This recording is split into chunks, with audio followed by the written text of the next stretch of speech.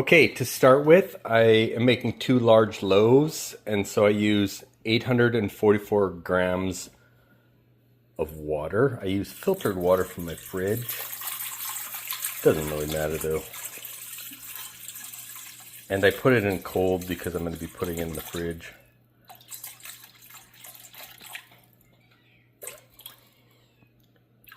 Usually I like to be exact, but I might not because I'm doing a video, so if I go over. Okay, there we go. And then I'm going to put the flour. I use 2 different kinds of flour. I use 50% einkorn and 50% either Italian GMO free or King Arthur. So I'm going to use King Arthur today. And so that's 1125, so 1,125 grams in total. So around 560 grams of each. So I'm going to pause this and then clean or dry off my container here. Okay, so I'm going to zero this, and then hopefully the battery's getting low, so we'll see if we're lucky here. I use these containers because I buy it in bulk. These food safe containers that have a screwable lid. Now I'm going to do 562 of the King Arthur, or around there, doesn't have to be exact. Grab some more.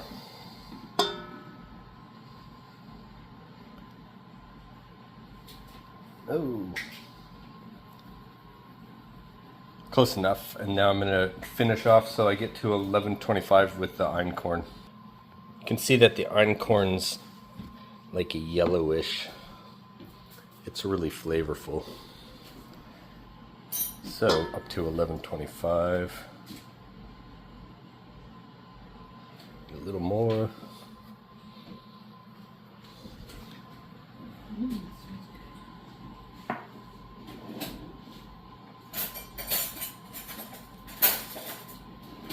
So exciting, waiting to get to 1125. The anticipation's killing you. Oh, look at that, just about. Okay, and then I'm going to put it over here in the KitchenAid and just mix this for about 5 minutes, just so it mixes up. And sometimes a KitchenAid isn't a good idea if you don't have enough flour because it doesn't mix it properly, but this amount is perfect. And I use the dough hook and just put it on 1 or 2. Just 1 usually, and then I'm just gonna wait. So I put the water in first, otherwise you run into issues. Even with this, I still stop it halfway through and then I scrape the sides to make sure it all blends. And once this is done, after about 5 minutes, I'm not gonna wait for that. I stick it in the fridge for the night and then we'll come back and I'll finish the process tomorrow. So you see how it's not getting the sides here? I'll go with my KitchenAid scraper. I'll stop, take the dough hook off, and then use this to go around the edges. And I won't record that. I think you can see how that's done. So, okay. Here's what it looks like after about 5 or 6 minutes. So I'm going to stop it covered in saran wrap and put it in the fridge. And then in the morning, I will add the salt and the starter. And then the starter, I mean, I wish it was a little higher here, but I fed this earlier and sorry, I moved it. So it's just about doubled. So I'm going to feed it again. This time, because I want it to be fast, I'm going to do a 1-to-1. So I'll take some out and then add equal parts of water and flour. And then in the morning, I'll mark it. And then in the morning, hopefully it's doubled and then I'll add it. Okay, it's the next day. I have the stuff that's been sitting out in the fridge, the mixture of the flour and the water. This, I forgot to stick it in the fridge right away, so it was sitting out on the counter for 2 or 3 hours, so hopefully that didn't ruin it. But today I'm going to be mixing the salt in, so this is 25 grams. I mean, this is a really high accuracy scale, so 25.1, and I'm using the Redmond Real Salt, ancient kosher sea salt, but you can use whatever you like. And then my starter is super active. You can see there's the line I drew, and it's nice and bubbly, and it should be thick when you go and stick together. So you can also do a water test. You can stick it in water and see if it floats. But I mean, this is obviously very active, so I'm not going to do that. And now I'm going to mix in the salt. So the 25, put that into here. And then I have this other scale. I don't know if you can see it. But this one,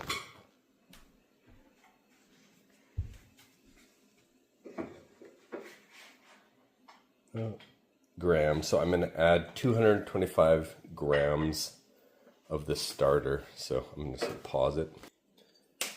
Okay, so I just put gloves on because my one hand is really dry here. But I'm going to add 225. Hopefully you can see that. Really nice, healthy, active starter here. So I want, again, 225, and this is for 2 big loaves. Close, I'm just going to use my fingers now.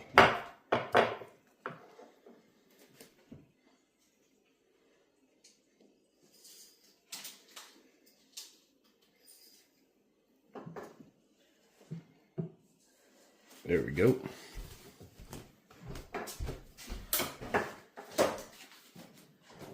And now I'm going to take this and put it into the KitchenAid just to mix it up. And then I'll come back and do some slap and folds.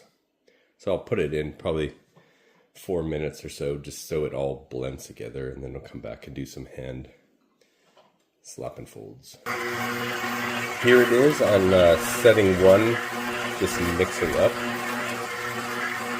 So the dough is still like fresh out of the fridge, so it's really cold and doesn't work very well. So when I do the slap and folds, it won't be as stretchy. When I come back to do the stretch and fold after waiting for 15 to 30 minutes, it should be hopefully more flexible.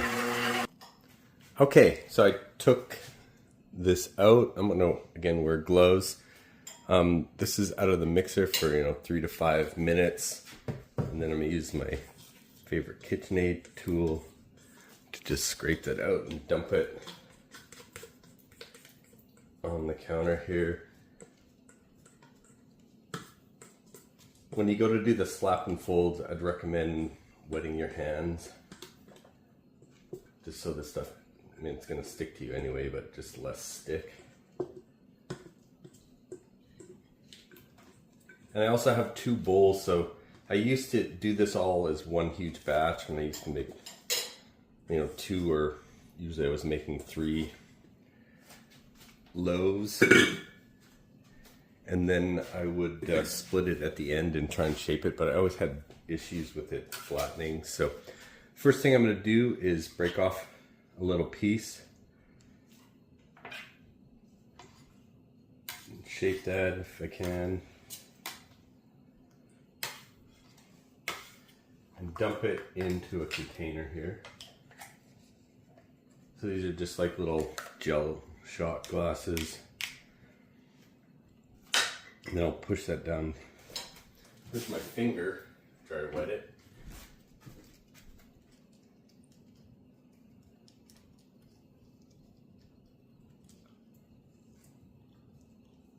And then I'll just mark it with a Sharpie here. It's gonna flatten out, so I just do the contours. And then I'm gonna leave this in the same environment where I have the rest of the dough setting, so it has the same temperatures. And I have my house at 70 usually for when I do this, so it's all the same. And now I'm just going to start the slap and folds. Again, wet my hands. Probably have to wet them a lot, but oops.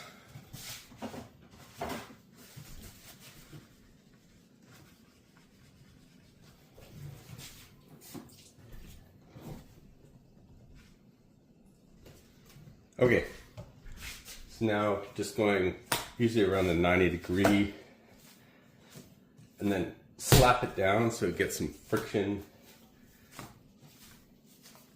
and then slap it down. And I'm super aggressive with it at the beginning. As I switch later on near the end, after like an hour or so, I'm gonna do stretch and folds aggressively, and then I'm gonna do like gentle coil folds so that it starts getting shape. But this is still, like the temperature of this still is cold, so it's not gonna be very stretchy. But I'll do my best. Again, getting that friction by slapping it, and then stretching as much as I can, and going at 90 degree or whatever, just try different angles.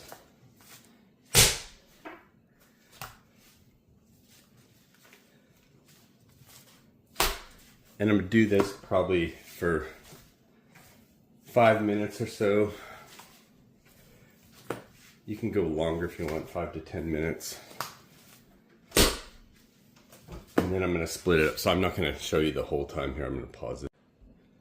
Okay, now I'm near the end of that first slap and fold. I'm just gonna try and pick this up. And again, when I stretch this over, I'm trying to get tension on the top. So get a ball. And now I'm going to split it up. So for that, I have this handy little tool here I love. I'm gonna collect all this, scrape off the table, and then do my best to split it in half. So just wet this a bit, and then I'm gonna find the center point. And if you really want, you can weigh this, but I don't care if one's slightly off the other. Right there. And now I want to shape it before I grease these with olive oil, just barely. And now I'm going to try and get some tension on the top. And I'm going to wet my hands because I don't want it sticking to my gloves. But you see the tension developing on the top here.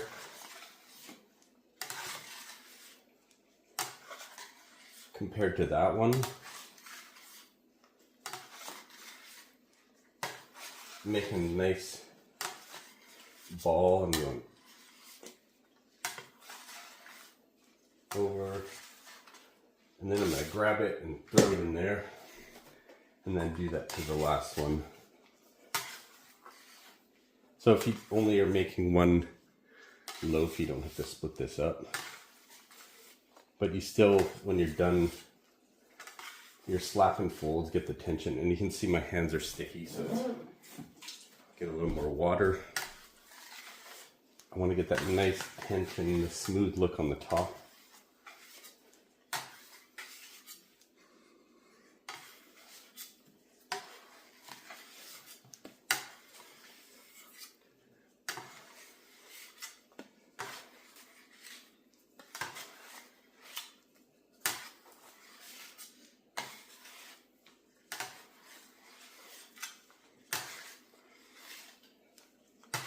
Pull it towards me because I'm kind of leaning over here. It's a little awkward. And then throw that down.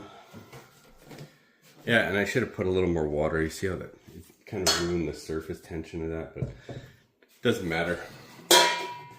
And now I'm gonna put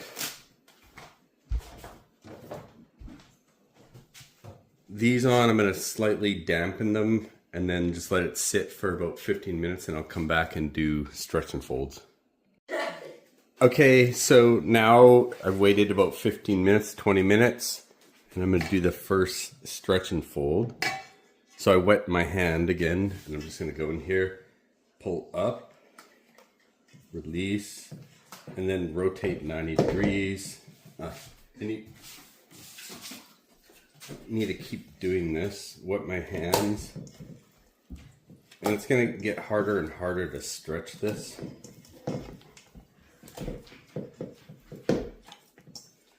So that's doesn't look amazing. But then I'll do the second one because I have two of them. And you see, just letting it sit like that, how it stretches. Let's gluten just settle.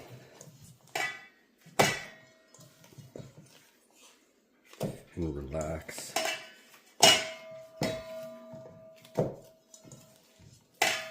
And so again, I'm being aggressive with these first ones, just like with the slap and folds. I'm not going to take it easy on them. When you get closer to the end, then you want to start doing the gentle coil folds. And so I'm going to do about 3 or 4 of these. Wait in about 15 to 30 minutes in between. And then I will switch to coil folds. So I'm going to cover this, let it sit, set a timer, and then come back. Okay, this is the second set of stretch and folds. So I'm going to rotate 90 degrees, pull up.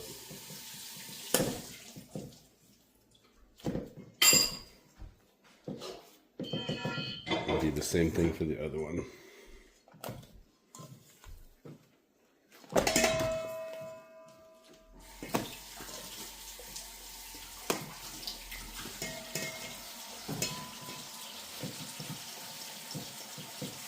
Then I'm going to cover this again with a damp towel and then let it sit for another 15 minutes. Okay, for the third set of stretch and folds, same process.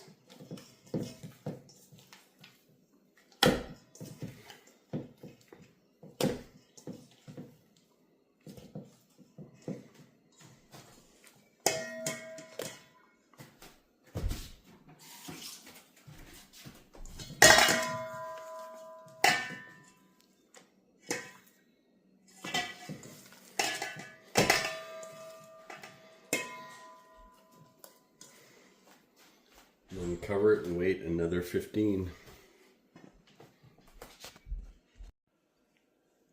My camera died, so I didn't get the fourth set of stretch and folds. So I'd waited 15 minutes between all the stretch and folds and did 4 sets of those. And now I've waited 25 minutes and I'm going to do the coil folds. So I'm going to do probably 2 sets of these with about 25 or 30 minutes in between. And then I'm going to wait till it gets closer to this rising. And then I'll do a couple at the end, probably in 15-minute increments, just to get the shape back before I put them away into the fridge for overnight cold proofing. But so the coil folds, I've wet both my hands. And then I'm going to pull this up. It sticks to the side, so I'm going to coil it under nice and gently. You can see, just slowly pull it up, coil it over. Wet my hands again, and then I've rotated it 90 degrees, set that down, and then do my last one here. You see how it's getting that nice tension on the top? So I'm going to switch this out, just so I need both hands for this. Again, wetting my hands, or my gloves in this case, pulling it off so it stretches, folding it nice and gently.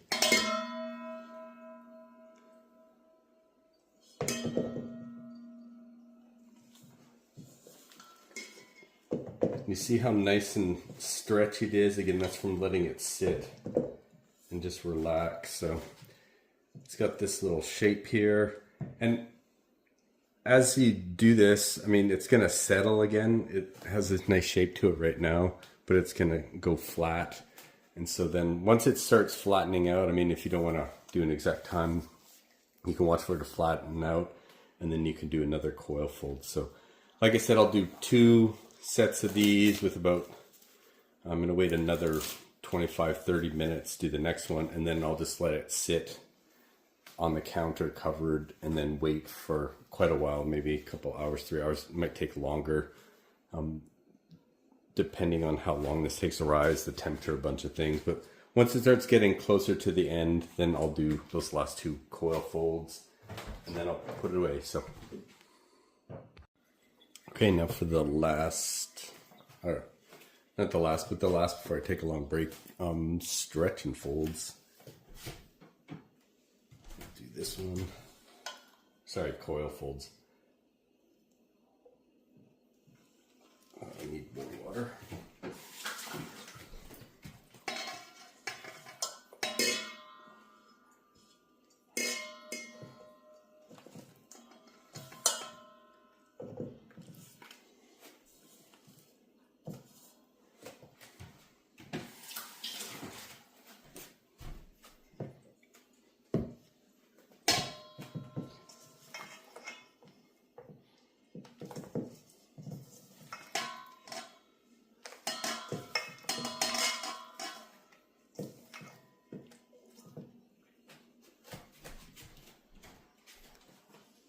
Cover these up, and I'm gonna wait for quite a while now before I do the next set of coil folds. So at least a couple hours, probably more because of the temperature. It's been 37 minutes and I decided to do another coil fold just because I'm right here. So I'm just gonna, you see how stretchy that is though?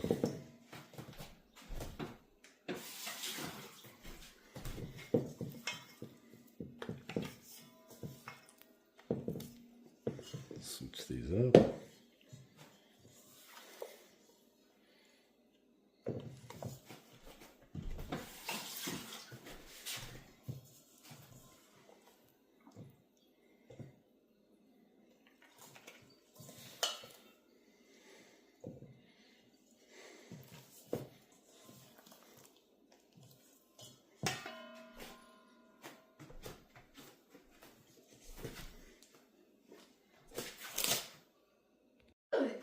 I waited 3 hours and then I did some coil folds and then I waited another couple hours. I'm doing another coil fold. So it's really coming along slow just because of the temperature. You can see, look at the stretch on this.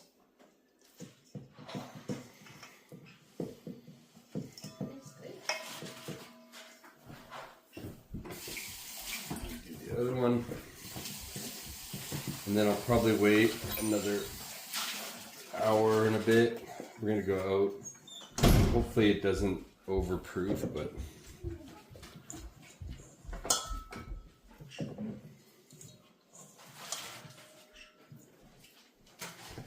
there we go.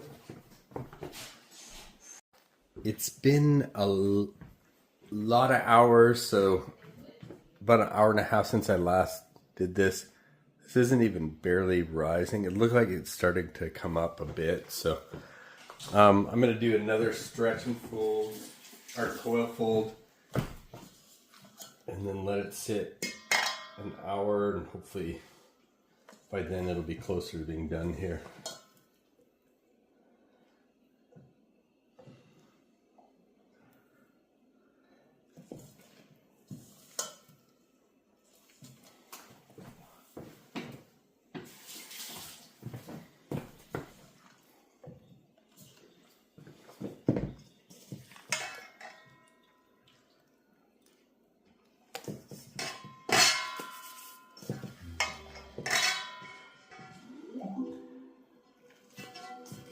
No.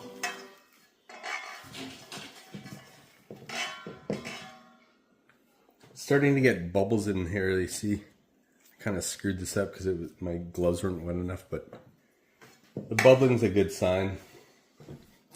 It's getting closer to being done. Okay, it's getting closer to when I'm going to be taking the sourdough out and putting it into the band tin. I don't know if you can see this.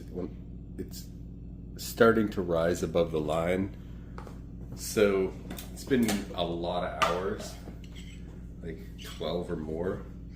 But I'm gonna take this rice flour, red mill in this case, so it doesn't really matter, and liberally apply it in. So I want to get all edges in my banneton. Otherwise you're gonna get sticking, because this is very sticky with this dough. And I'll do that to both of these.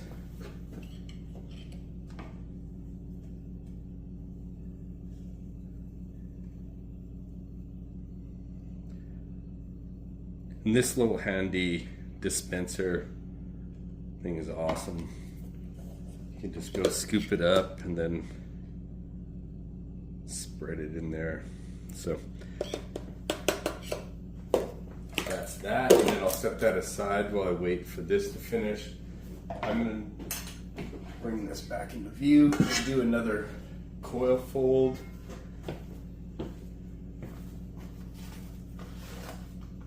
So hopefully you can see bubbles, depending on the flour too. If I use the einkorn 50%, and then I use this Italian flour, 50% of that. The Italian flour seems to get like way more bubbles, but these bubbles are a good sign.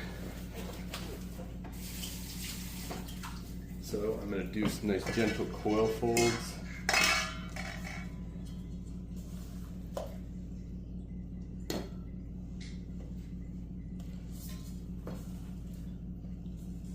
And just very gentle. Wet my hands some more.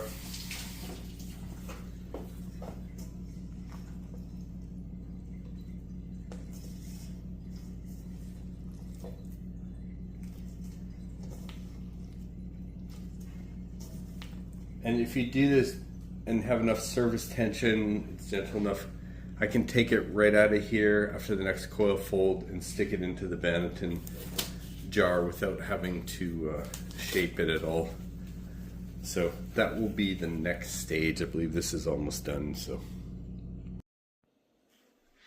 okay, it's already 10:30 at night and this thing's barely puffing up and I'm just done. So I'm going to finish it up. I'm going to do coil folds. I have just the King Arthur bread flour, not organic or anything, it's just from Costco.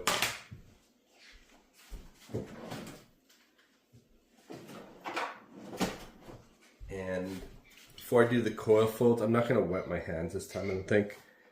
I'm going to powder up the front with just this bread flour.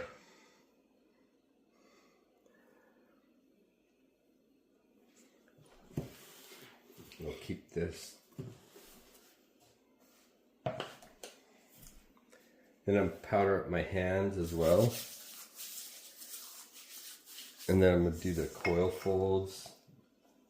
I might need, this is still sticky.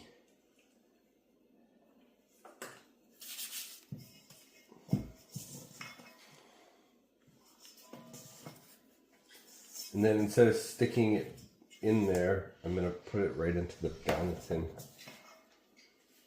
Like that. And then you can try doing stitching to get that together.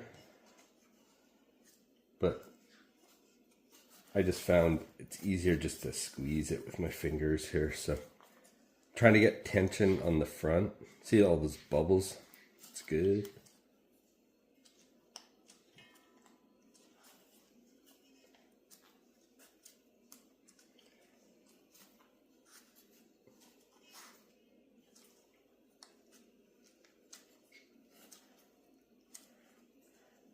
Good enough. And then put some of this regular bread flour on the outside.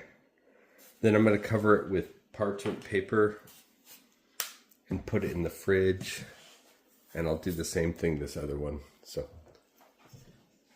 get more flour on my hands.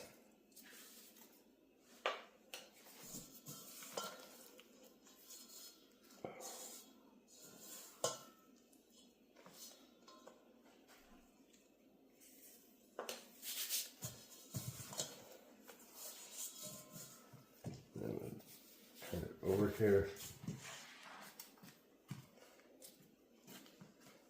Just build up that tension so the front is getting higher tension so it keeps its shape.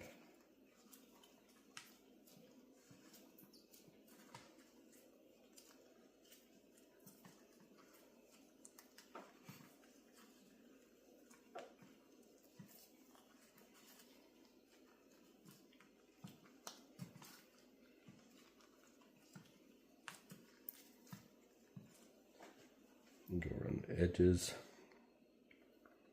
It sucks if you don't have enough flour and this sticks to the banneton. So, and then again, I'm gonna put this in the fridge to cold proof overnight. I mean, sometimes I go 2 days, but I'm just gonna do this till the morning. Okay, this is the next morning after cold proofing in the fridge overnight. I've preheated the oven to 450, and just before I stick these in there, I'm going to turn it down to 400. Just having it hotter will account for opening and closing the door, the oven door, so that it keeps warm. And then I have rice. I'm going to put on the bottom, not a whole lot, just enough to keep the parchment paper from touching it, keeps the bottom from getting too overcooked, gets too crunchy. And then for the parchment paper, I use the Kirkland brand. It's just cheap and easy. I rip off a couple pieces and then I crunch them up. And this just kind of gets rid of the folding that it does. It doesn't completely get rid of it, but it helps so that you don't get these creases when you stick it in there and it cooks. It makes folds at the bottom. So I'm going to do that with both and just put this on there, turn it over, and hopefully it'll release. There's a little bit of sticking there, but you can see the rice flour really helps it release. Do that for both of them.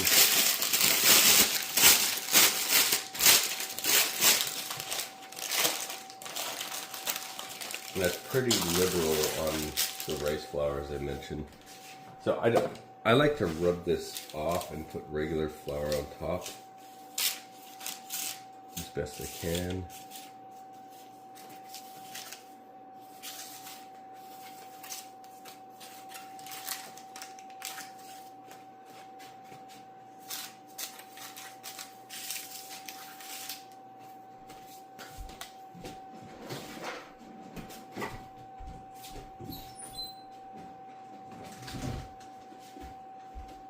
So I use this regular Costco King Arthur bread flour, cheap stuff, just put on top. Just give it some sprinkles here so when you cut your lines in it shows up, it's more pronounced.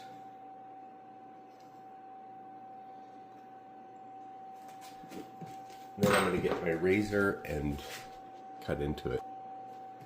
So start with your lightest lines first.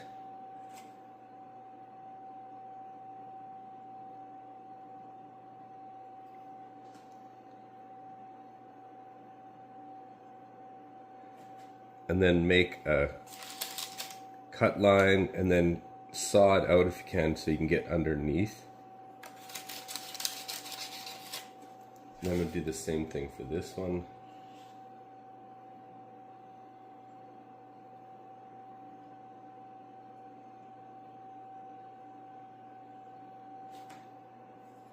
You can do different patterns, you don't have to do this, but so stick it in here.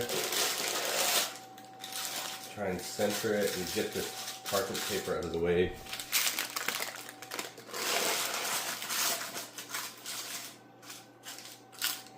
And then I'm going to cover it with the lid. I preheated these in the oven with the lids on. I'm going to put the lids on.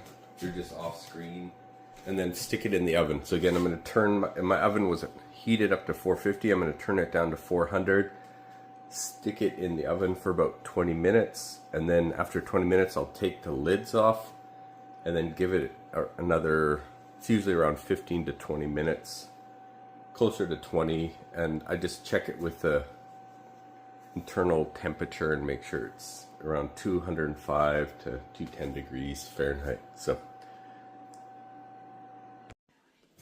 okay, here's the bread after I've taken it out of the oven and it's been sitting for, I don't know, half an hour. Let's see. So you can see the crinkles I was talking about from the parchment paper on the edges here. I mean, it's with this einkorn, the bread goes a little flatter, but it still has pretty nice oven spring. You can see the defining line where I put the flour on, but I'll just cut open one of these and you can see using my favorite Shun bread knife.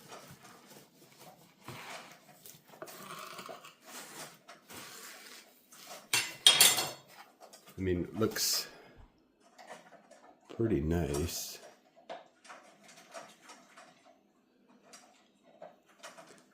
Yeah, just like good oven spring. It's nice and light. The bottoms, I mean, they'd be way more burnt if I hadn't put that rice down, so it's soft. Like my original ones were super hard to cut through, but I'm happy with these. So that's it.